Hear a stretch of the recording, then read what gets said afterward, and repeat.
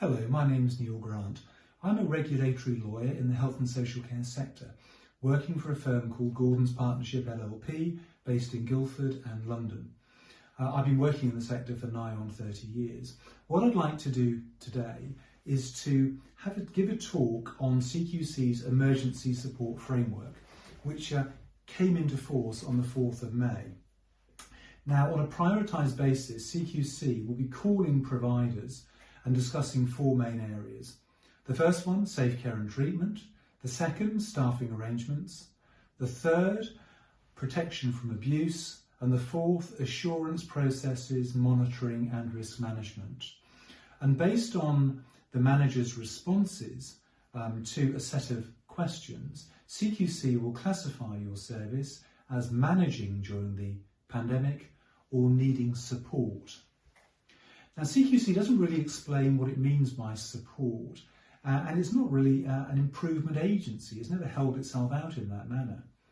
And I think really what it means is it's really just signposting providers and managers to alternative sources of information. For example, the Social Care Institute for Excellence.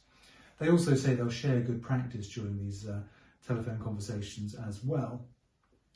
In actual fact, adult social care inspectors are not competent to advise on clinical matters anyway. They're not specialists in infection prevention and control. And how can they advise when they're not actually visiting the services? They suspended inspections from the middle of March. So the reality is, I think, this is not really about support in my view. It's a form of assessment or review of the performance of your service during the pandemic. And it may lead on to a targeted inspection, which itself could then lead on to enforcement action being taken if they perceive there were serious concerns. As CQC says in its own guidance, quotes, "Where we find unsafe or poor care, we will use our powers or work with a system partner to take action to make sure that risks to people are reduced," unquote. Now, CQC says this is not an inspection. It won't lead to a rating. Now, what you'll get on the back of the conversation is a summary record. That will not be published, and they say that there'll be no factual accuracy check process applied to it.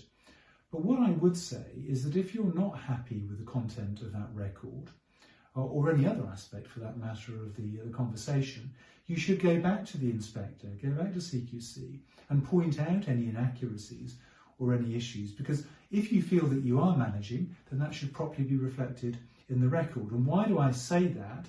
Because it's important that you get it right, because this record will stay on CQC's file, and as they say, it will be used, quotes, for regulatory planning during and beyond the pandemic, unquotes. It's not simply a friendly chat. It's a regulatory process that may lead to regulatory action against your service now or at some time in the future.